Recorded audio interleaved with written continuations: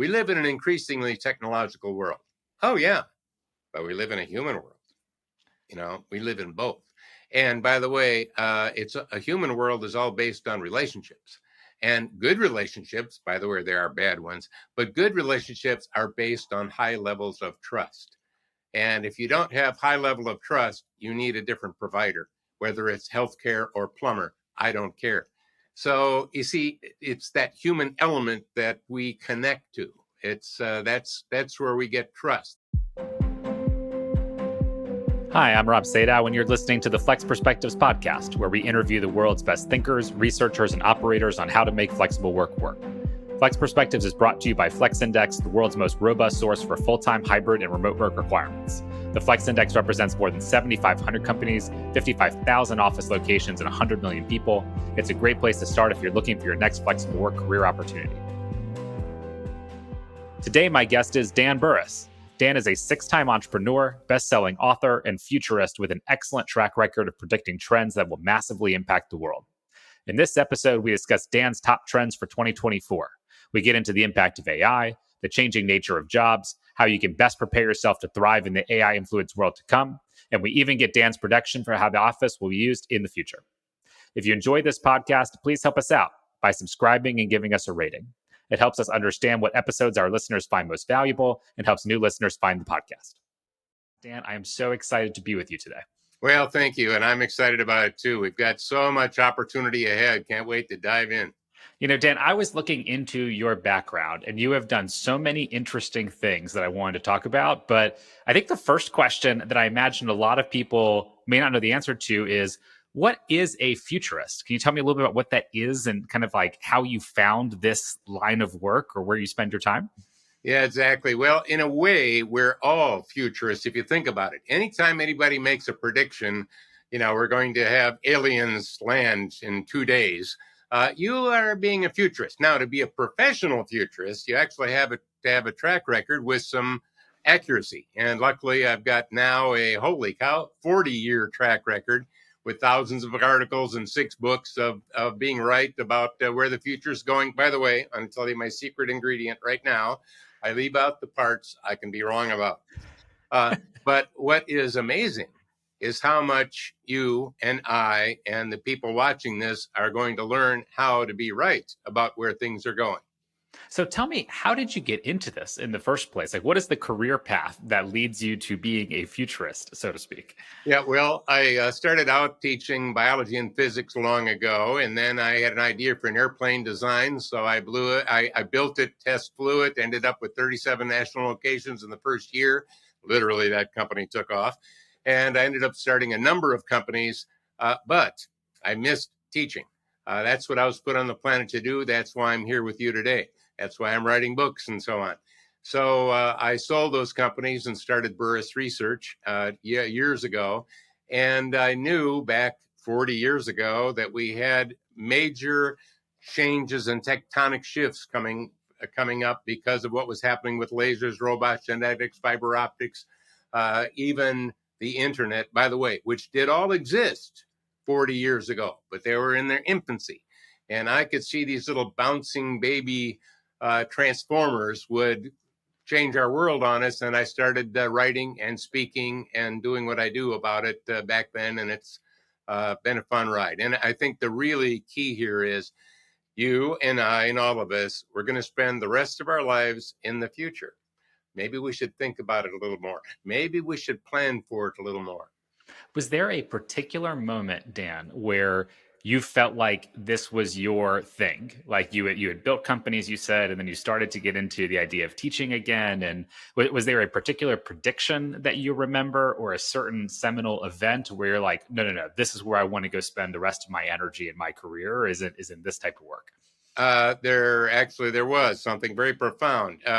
I started, again, remember I taught in the science area, and I always was interested in new technologies that could have a future impact. I always kind of kept track of that. That's just part of who I am, part of my DNA, I guess. So when I sold a number of those companies and started Burrus Research, I took a year And, that was long ago. I had a lot of energy, a lot of time. So I spent a year researching the latest innovations globally in all areas of technology, lasers, robots, genetics, fiber optics, all of these things. And I was diving into it on an 8 to 10 hour a day, 7 day a week level. And after close to that year end, I had an epiphany. I really had a real epiphany. Not all of us have them. I had one. I literally saw the future. I saw our smartphones. I saw AI. I saw where we're at today and more. Because I had gone in such a deep study of it. And what am I going to do? I saw the future. Am I going to run out in the street and say, hey, I saw the future. Let me tell you about it. So I had to then start coming up with a methodology, created the business plan, and how I would help people to not just be passive receivers of the future. By the way, too many of us do that. I want all of us to be active shapers of the future, of a better future for all of us. I love that. I can almost, by the way, Dan, I'm like envisioning right now the movie biography about your life in the moment that you had this like epiphany and you could see the future and what happened. It's a very cool mental image. I feel like the way you described it. Yeah, it was amazingly powerful. And I think, and again, I was put on the planet to teach, not to tell. So this conversation will have elements that I want to empower all of those that are watching this to give you some ways to more actively, again, shape your future rather than just receive it. So let's dive right into that. So we're at the dawn of 2024. This is always the time of year, whether it be media, otherwise, where what are your predictions for the next year, for the future, becomes very in vogue to talk about. We're also at the dawn of a number of really interesting technologies. I'm going to throw one out right at you. It's a bit of a controversial one. Is 2024 or soon after the year that AI replaces humans? Well, let's think about that. Will humans be replaced by AI? The answer is humans will be replaced by humans using AI. And explain what that means. There it is. There it is right there. Because we are really getting into what I would call augmented thinking, where humans are very different than AI. If you want to think of it on a molecular level, carbon-based life forms, humans, are different than silicon-based life forms. And even though both can reproduce, we won't get into that right now. But the point I'm making is that we're going to be in a symbiotic relationship. Let me give you an example, because I think examples is what makes these words like augmented thinking real. And that is, let's say that you know someone that has cancer, and heaven forbid, let's say you know someone that has cancer. I'm going to give you three choices. Number one, a really great oncologist. All right, that's choice number one. That's a person that, of course, treats people with cancer. Number two, just AI, which, by the way, knows more about oncology than any living oncologist right now, much less next year and the year after. Choice number three, a really good oncologist that has access to AI. Bingo, that's the future. Because just like now, think of your role right now and what you do. It's going to be augmented with that. You're going to have a little thing in your ear that can talk to you. You can ask it questions. You can get advice in real time. If I'm a lawyer and I'm pleading a case, thanks to AI, I have access to every past precedent that's ever been set on planet Earth. But I don't have to remember and memorize that, thank God, because most humans could not do that. But AI can. So when I'm pleading a case, it can be helping me, feeding me that past precedent that'll help me win that case. You see where I'm going? So regardless of what your role is, even a plumber who is fixing your plumbing, what can they do? Well, they can get a little help from AI on how to solve that problem with your hot water heater. I mean, it's going to really impact everything in a very profound way. So let's use that oncology example, because I think that's a pretty fascinating one in practice.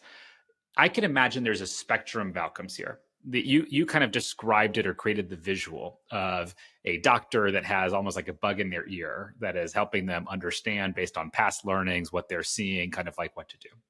I imagine there's a spectrum or kind of continuum all the way to physically the AI being involved and kind of like the fusion of a doctor or a person and AI doing something, or kind of like AI actually taking certain physical parts of a surgery, for example, relative to what the doctor is doing.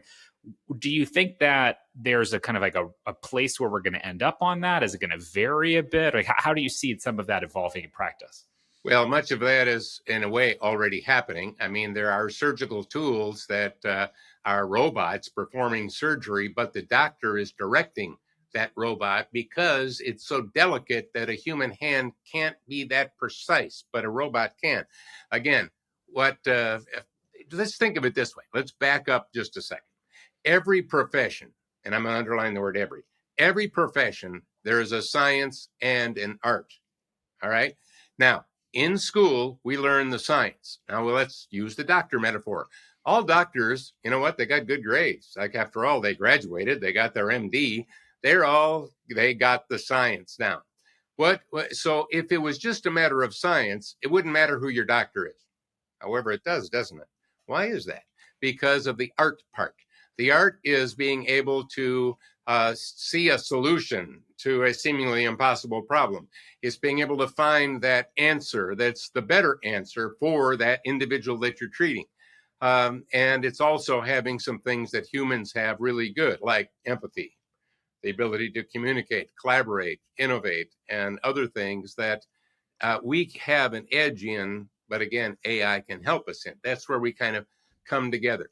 So in the biological world, a symbiotic relationship is where two separate creatures live and work together to survive and to thrive. It's increasingly a symbiotic relationship. Does AI, as a result, reduce the variation in quality or capability then across doctors or plumbers, for example? Like, you gave examples of intuition, creative thinking, et cetera, that separate the best maybe from the average in practice. Does AI start to narrow that down and you end up with a more consistent quality, or kind of like a higher quality bar that's consistent across different providers or doctors or whatever it might be?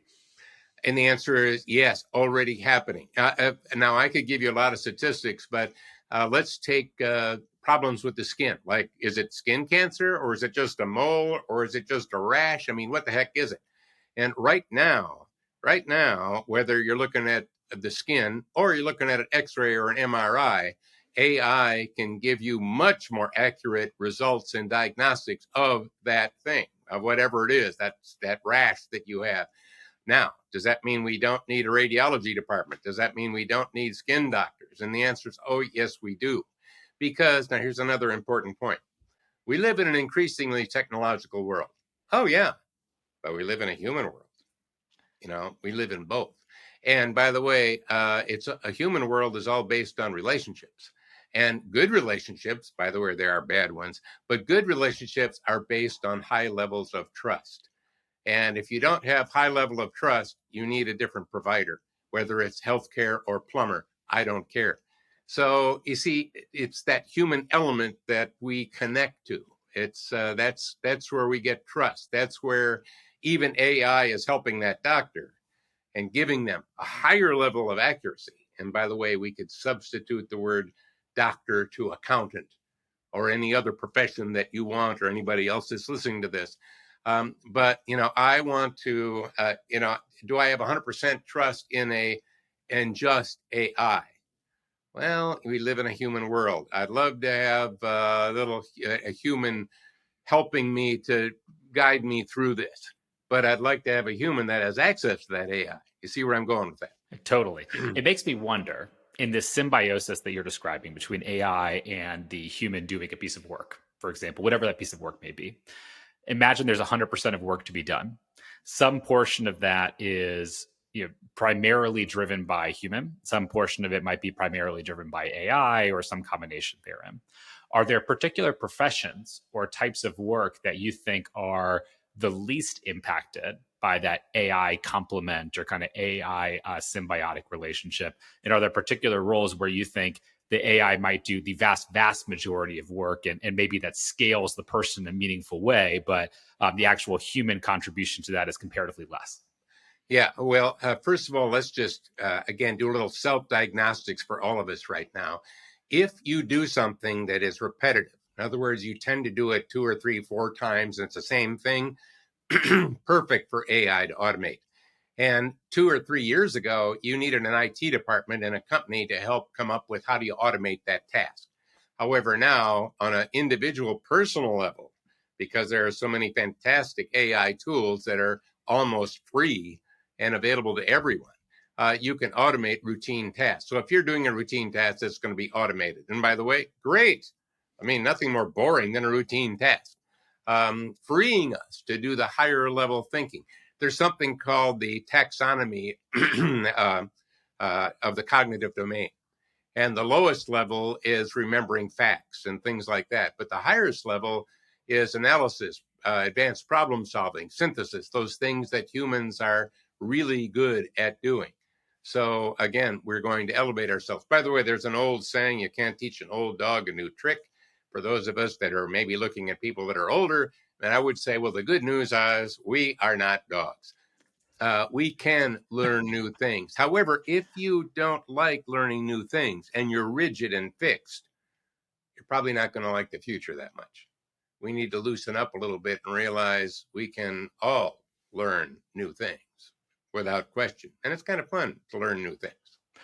Are there jobs or professions where you think that is more urgent, where you look at the mix today and you're like, hey, look, if you don't start to revisit your skill set, up level what you do, how you think about work, you're in real trouble tomorrow, for argument's sake, versus others where you think maybe that's a little bit further down the horizon in terms of potential impact?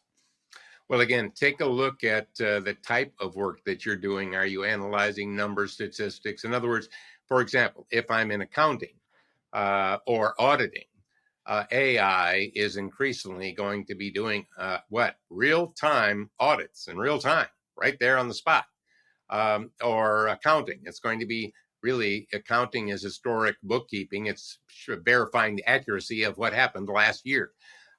So does that mean we don't need accountants or auditors? And I would say, oh, yes, we do. What we need is for them to take the numbers and turn them into foresights and insights that are actionable. In other words, we're going to be more consultative. Now that we have all of this AI accuracy, let me help give you some guidance. And by the way, AI has helped me to help you, give you that guidance. But I know you It's on a very meta personal in level. practice. I know you deeper than the others. I know a little bit. You see what I mean? And so take a look at your job and just know all of us, everything that we do is going to be impacted by it. You can't run, you can't hide. But what you can do is you can use it to your advantage. And let's also just mention AI is capable of doing really bad things. Holy cow, horrible, horrible things. So what about that? Well, what I would say is and now we've just met, but my instinct is you're a good person. Well, thank you. I appreciate that. I'm a good person. By the way, I'll bet the people watching this, you know what? You're good people. So I choose to use it to do wonderful things. I choose to use it to elevate the people around me. I choose to use it to add value to what I do in my profession.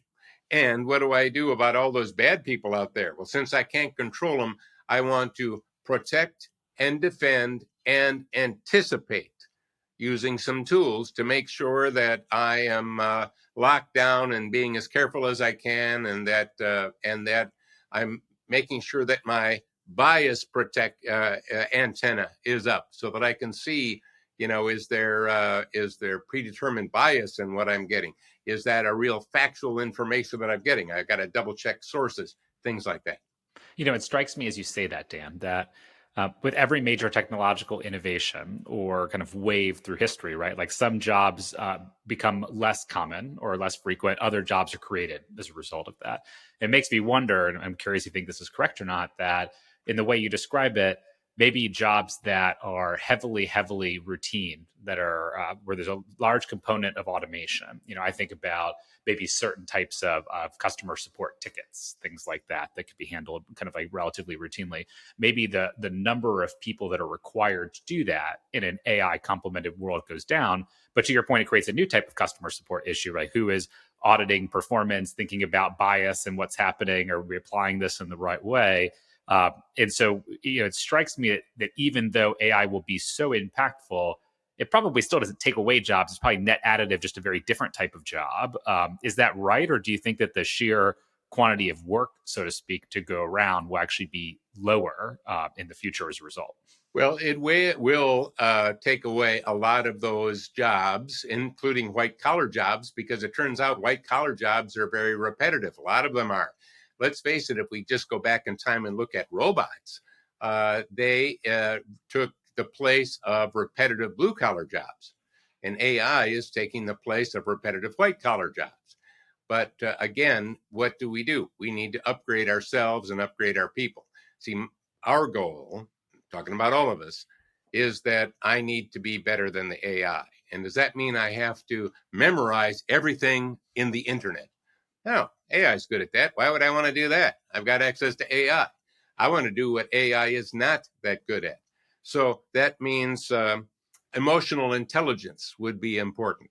Strategic listening skills, asking better questions. Ask a better question and get a better answer. Learning how to truly communicate versus inform. Learning how to truly collaborate with others versus cooperate.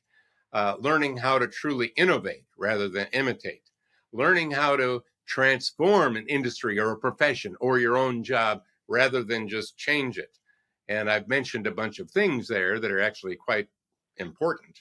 And you might want to go back and just think about what is the difference between informing and communicating, or those types of words that I just threw out, because I think they're going to make all the difference. So let's imagine that someone listening just heard you explain that and is now having their own personal epiphany and saying, oh, this is a real wake up call to me in terms of how I spend my time, my skill development, things I need to focus on for the future. How do you get started? What do you suggest that people do? Do they read? Do they study? Are there certain skills that you think are going to be more valuable? You described some capabilities just now, but how do you even embark on that journey, especially in such an uncertain future still? Well, boy, the last couple of words you used was a perfect setup for what I'm going to talk about. We live in an amazingly uncertain world. I mean, what's going to happen with the stock market? What's going to happen with cryptocurrency? What's going to happen with the election? What's going to happen with our home prices? What's going to happen with the wars that are going on? There's all this uncertainty. And most people think the only thing that you can be certain about is death and taxes. That's it, nothing else. But here's the problem with that. If you have a personal or business strategy based on uncertainty, you know what? You got high risk. On the other hand, if you have a business or personal strategy based on certainty, you have low risk and high reward. So what I've been doing is trying to get people to understand the power of certainty in an uncertain world. I think we've got uncertainty down. We're living it. I think you got that down. Just like I think we've got agility down. And by the way, here's what I mean by that. Agility is it came from sports, is being able to react as quickly as you can to a problem after it occurs. It's being able to react as quickly as you can to a disruption after it disrupts. And that's good, but in a world where we're now going beyond exponential in terms of technological change curve, thanks to AI and other tools, it's becoming a little less valuable. I didn't say not valuable. I want us to continue to be agile. However, what I want us to do is to learn the other side of the coin. I call that being able to anticipate. Anticipate what? Anticipate problems before you have them, so you can pre-solve them. I mean, how many times have we all said, well, I knew that would happen? And I would say, then why did you let it? So most of the problems you're going to face a year from now, you could actually define right now. You could come up with, oh, now I see. I'm going to show you how in a second. Now I can see I'm going to have that and pre-solve it so you can move forward faster. You can also anticipate disruptions before they disrupt, which gives you what? now a choice to be either the disruptor or the disrupted, to either be more relevant or less relevant. So how do you do that? Now, here's the core. I'm going to make it simple for everyone because I'm on a mission to get as many people on planet Earth to be anticipatory versus reactionary. And that is trends. You mentioned them in the beginning of this podcast. And that is that there's no shortage of trends. And predictably, around December, we'll have a new list of trends. By the way, that'll be true 5 years from now, and 10 years from now, there'll be people talking about it. All right, what's the new ones for 2035? So, because it's December. So here's what I would suggest. There's no shortage of trends. Here's the problem. Well, which ones will happen, which ones won't, and when? Well, I've solved that. I've got a methodology I've developed over the years, and it's being used by the Pentagon. It's being used by Google. It's being used by Apple. By the way, you can use it. Let me show you how right now. All trends are either one of two categories. They're either a hard trend based on a future fact that will happen. By the way, that's called certainty. Or they're based on an assumption that may or may not happen, which means it's an if or a maybe. Both have value. What's the advantage of a soft trend then that may happen? I didn't say it won't. I just said it might. And the advantage of a soft trend is if you don't like it, you can change it. What's the advantage of a hard trend? Well, I can see disruption before it disrupts, giving me the choice to be the disruptor or the disrupted. I can see problems I'm going to have before I have them, and I can pre-solve them, or I can let them play out, which I don't think you're going to like in this world. So let me give you some examples of hard trends, just so that you know what I'm talking about. In the United States, there's over 70 million baby boomers. All right. And chronologically, they will get older. They're not going to get all of a sudden chronologically younger. They're going to get older. Now, we can predict a lot of problems that they're going to have and pre-solve them, or we can just let them play out. We can see opportunities from that. Let me give you an example. A lot of people love to go boating. They love to go fishing. But as they get into their 80s and beyond, it gets kind of hard to launch the boat. Well, what if we created the easy launch trailer for seniors? By the way, that does not exist right now. What if we created the easy launch trailer for seniors and made it really a good product? Would we have a built-in growing market every year? Absolutely. I can even give you the numbers on it. Would we know which countries to export that product to? Well, yeah, we know the aging populations. I'm going to Japan. By the way, I'm going to Canada. Even China's got an aging population. I'm not going to go to Mexico. They've got a younger population. I'm not going to go to Istanbul, younger population. I know exactly where to go. I have certainty in an uncertain world. What if you played that game a little bit? By the way, there will be one of those. Why? Because the opportunity is there and someone will, maybe one of you, will create that. So take a look at demographics and look at the various opportunities. A lot of companies market to all of their, put marketing material out there, and it isn't divided up by the different demographic ages. Well, if you're a baby boomer, you're probably marketing and you're thinking you're marketing to everybody, but you're missing Gen Z. You're missing Gen Y. Why? They don't think like you. They don't use tech like you. We need to have it divided up to hit the sweet spots of the types of markets that we want to reach. So I'm not going to go any deeper into that, but boy, it's a big one. Second one will freak you out, government regulation. And you might say, well, you can't predict the future of regulation, especially in the United States. We've got so much division. And I'd say, oh, yes, you can.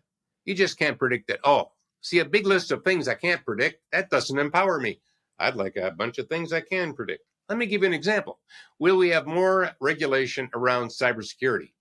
Answer is yes. Why? Because there's some hard trends at play that both sides can't ignore. But then there's some other things they can debate.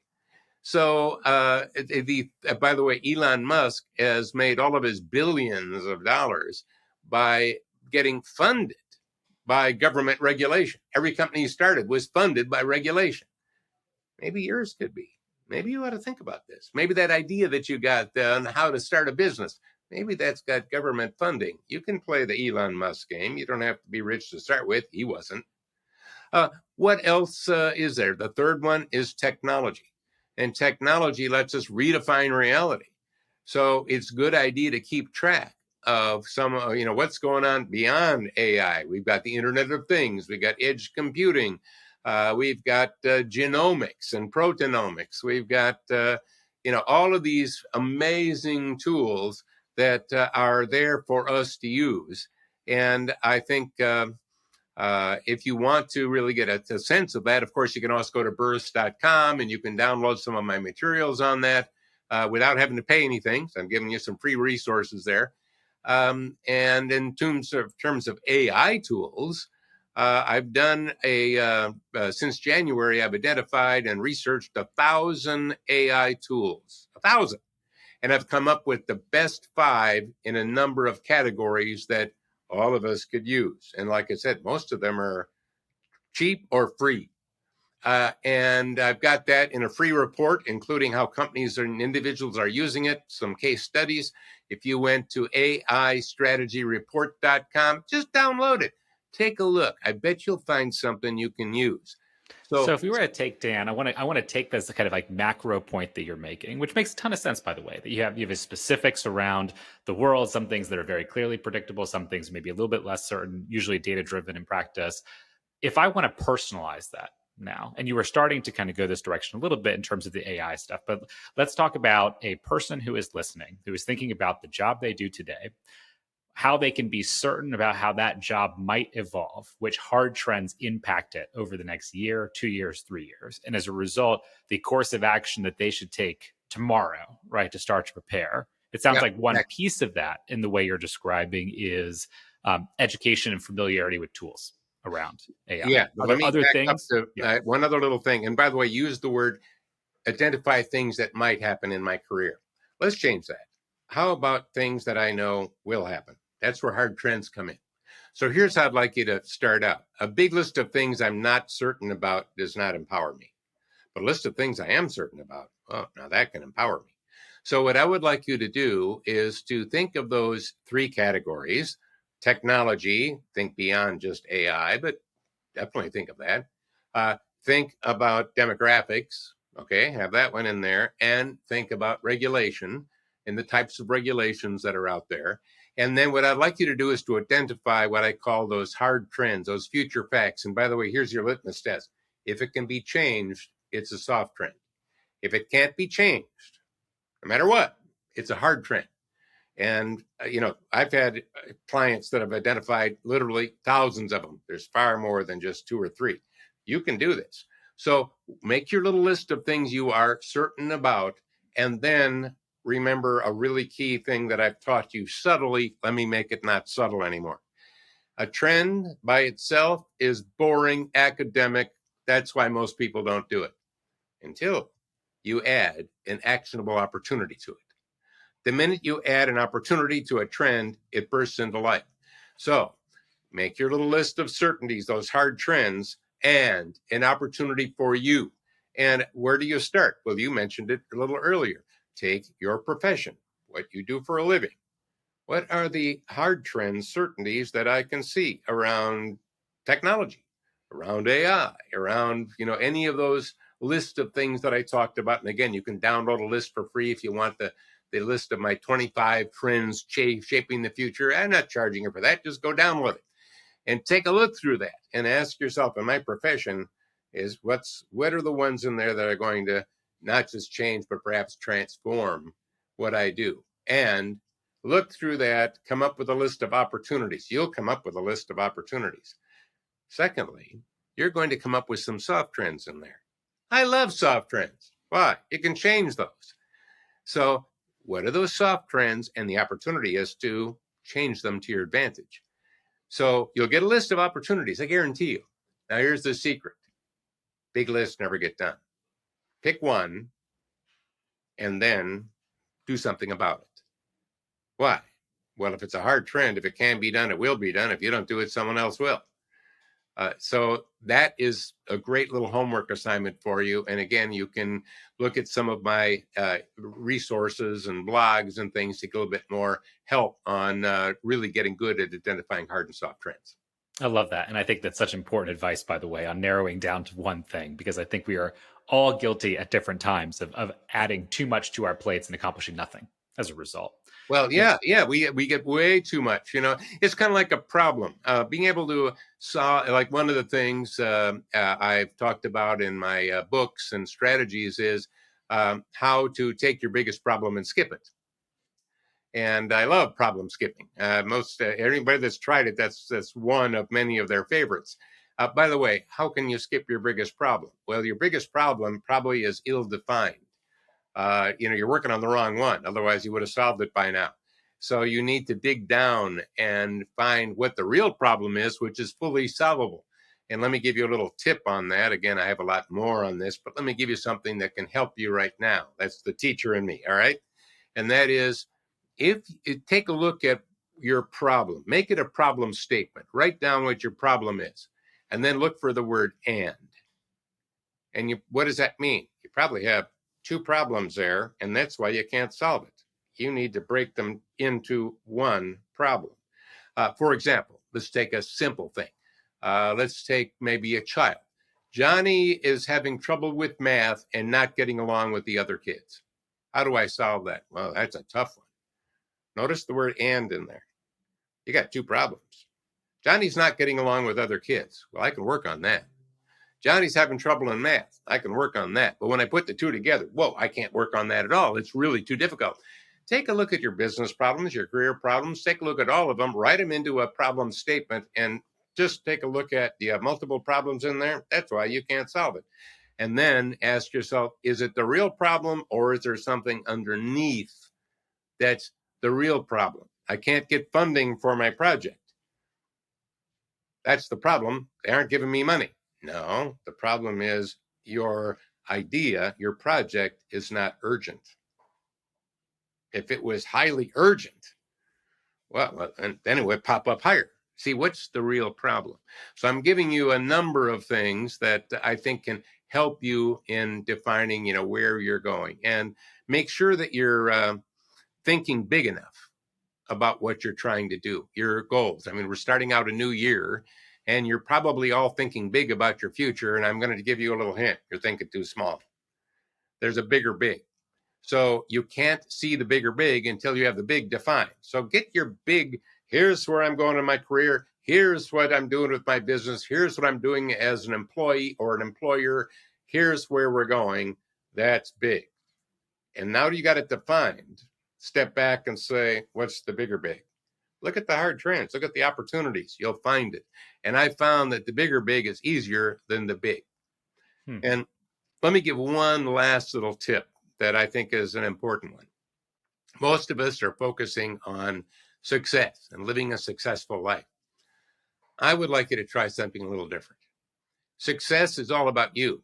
How many degrees you have, how much money you make, how successful your business is, what kind of car you drive. It's all about you. I would like you to focus on being significant instead of successful. Significance is about what you do for others. If you can elevate what you do for others, your significance as a business or as an individual or as an employee or as an employer, if you can be more significant every year, you know what? You'll be far more successful. So success is an output of significance rather than success is the goal. Try that as you get into your early 2024 planning and ask yourself, I'm a successful, fill in the blank. Am I significant? And what would it take for me to be significant? And you'll find yourself far more successful. So, Dan, I love that. I feel like we covered a lot of ground in this regard. I'm going to try as best as I can to summarize back to you what I think I Good luck. Tell me if I get it right or not, right? But Yep. If I think about moving into 2024, if I want to better prepare myself for where the world is heading, I should think about what are hard trends versus soft trends.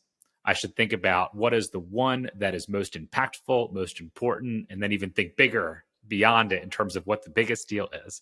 Focus on that one thing, not a bunch of different things, but that one concrete thing, and lay out a roadmap for how I can get there most effectively, whether it's a hard trend just to follow it or a soft trend to impact it so that I can be effective. That's going to be the most significant for others. And if I go through that thought process, that gives me the best possible chance, whether it be related to AI or any other future trend, to put myself in the best position to be significant for the future. Is that a fair distillation in some ways? Yep. I think you did an excellent job. Very, very good. We all are blessed with the ability to shape the future, but so few of us do. So let's make sure, failing to have a plan is not good, but making sure you build a little change into that plan as well. Why? Because the world changes. Yep, absolutely. So, one final question I'm curious about is our podcast, our conversation.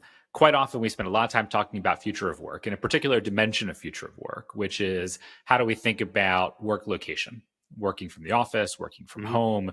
The shift toward hybrid work and more distributed work has obviously been a pretty meaningful change now versus 4 or 5 years ago, even. How do you view that trend? Is that a hard trend in your mind? Is it a soft trend? How will it impact potentially different jobs? And in terms of will AI or other trends you think be more impactful in people who spend their time in the office full time versus others? I'm just curious how that variable or dimension, if you will, where you think we're at, how you think about trends related to that into the future. Well, if you think about a business, and having started 6 companies, I can say that, and that is what remote work allows us to do is now we can tap into a global workforce, not just a local workforce. So it gives me the ability to find the kind of talent I need from wherever I need it. Um, but what about office buildings? And will people be coming back and the mandates to go back? Well, in the past, the office was a place to house your employees during certain hours. I don't want it to be a place to house employees. That's underutilizing it. I want it to be a place to maximize the human interface in a AI-driven world. I want it to be a place to have those conversations at the water cooler. In other words, I want to heighten communication, collaboration, innovation, and those types of things, and provide that. Make sure that if you're coming in, we're going to be doing meaningful work together rather than you're in a cubicle and this is how I house you. The second thing is not all humans are really good at monitoring themselves and efficient at working alone. Some people need human contact. Not virtual contact, not Zoom contact, human contact. And some people can thrive without it. Well, we need to kind of help understand who are the ones that are thriving without it and who are the ones that need it. So we're not just using a cookie cutter approach, but we're helping get people in who need to be in. Third thing is a lot of people moved out of the cities during COVID, like New York and so on, because they didn't think the pandemic would ever end. Let's get out of the city. That's where death is happening. Well, once they moved out, it's kind of hard now because of home prices and interest rates to sell your house and move back. So there's got to be a little bit of flexibility there because there's more factors at work. So I think what I'm getting at is it's a both and approach versus an either or. Either you're back or you're not. Either you're remote or you're in the office. Now, it's you're remote and in the office, but we're not going to do what we did in the past and underutilize the office. We're going to maximize people that come back. And we're also going to have remote. It's a both and world. I love it. I think it's incredibly well put. And the companies and individuals that are most intentional around how they think about how they spend their time, what is the office valuable for? Collaboration, connection, relationship development, the right types of activities in the right places will be the ones that find they get the most value out of the time they spend. Absolutely. Absolutely. Dan, this is fantastic. I just one question, I guess, to wrap up. You talked about this a little bit, I think, earlier, but for people who want to learn more about you, read what you're writing, maybe look at the other of the 25 predictions that you've made for the future, where would you send them? Where should they go? Well, a key is to go to my website, which is burrus.com, burrus.com. There you can find all sorts of resources to download and blogs that I've written and so on.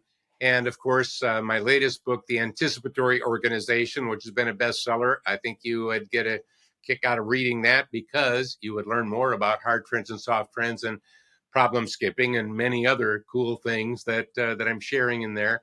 And again, don't forget that AI tools report. People have loved that. And that is going to AIstrategyreport.com. I think you would find a little bonanza there. Dan, I am so appreciative of you spending the time. I think you have a particular gift in taking what is a very daunting, complex, uncertain world and turning it into an actionable roadmap that people can follow to try and figure out what are the right things to do. And 2024, just like any other year, the beginning of the year is a time of hope, and you're thinking about your own personal roadmap and what you want to accomplish. So there's no better time to be thinking about that and starting your journey off the right way. So thank you so much for spending the time and imparting some of that wisdom with us. Well, thank you for having me. I really appreciate it. Thanks so much for listening. If you enjoyed the show, you can subscribe on Apple Podcast, Spotify, or your favorite podcast app. Please also consider giving us a rating or leaving a review, as that helps other listeners find the podcast. For more Flex Index content, including past episodes, our Flex Index newsletter, and monthly research reports, visit flex.scoopforwork.com. See you next time.